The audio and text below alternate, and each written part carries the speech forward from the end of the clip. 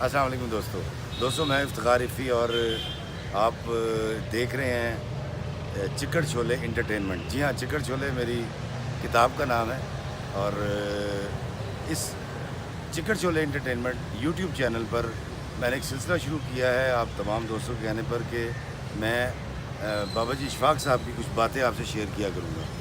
तो इससे पहले भी आपने देखा, तो मैं आज एक आपको बात बताता हूँ कि बाबा जी इशफाक साहब ने एक रिसाला निकाला जिसका नाम था दास्तान गो।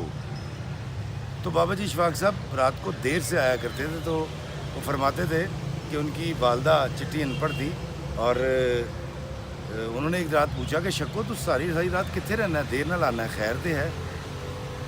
तो इशफाक साहब ने कहा कि माँ जी मैंने एक रिसाला निकाला है। उन्होंने कहा उस की लिखेंगा? तो इशफाक साहब ने कहा मैं वो चीज़ सच लिखांगा।